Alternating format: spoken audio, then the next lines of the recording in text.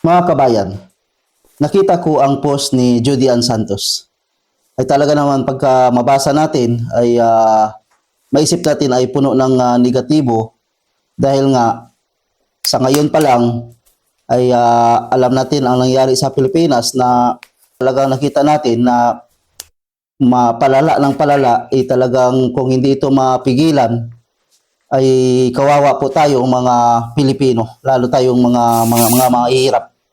Okay lang yung mga mayayaman, yung mga involved sa mga mali-malitang pera na nagmula sa corruption ay mukhang ligtas sila dahil mapira na sila. Pero sa batas ng Panginoon, hindi sila ligtas.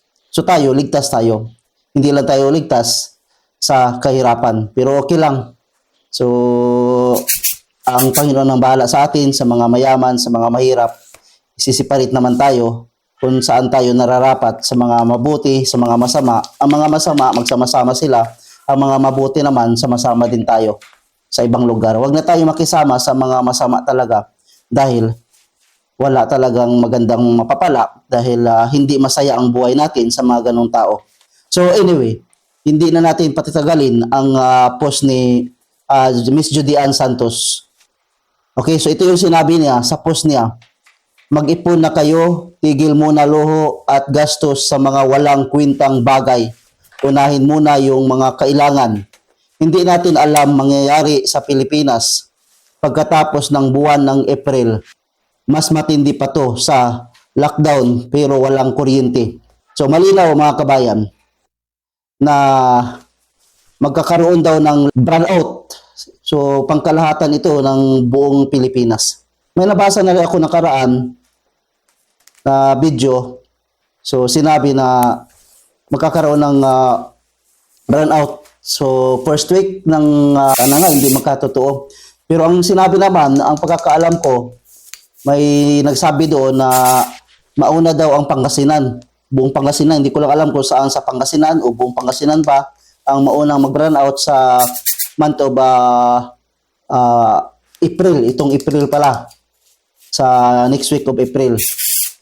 So sana hindi magkatotoo. So ang Panginoon ang bahala sa atin at ang mga namamahala sa atin sa Pilipinas, lalo yung mga leader natin, yung mga kasamahan ng mga namumuno sa leader natin, naway mabasbasan sila, naway tutulong sila sa katotohanan, sa kabutihan. So kung alam nila sa kanila sarili na isa sila sa mga dahilan kaya nagkalitsi-litsi ang buhay ng mga Pilipino, ng Pilipinas, sana po magbago na sana sila mga kabayan, no? So yan lang ang tanging wish natin. So hindi na kailangan nating maghintay ng Pasko o New Year para mag-wish. So ito yung panahon na kailangan nating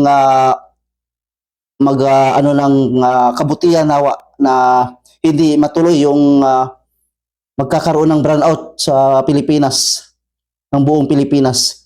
Okay lang yung mga nasa bukid, mga probinsya, sanay na walang kuryente.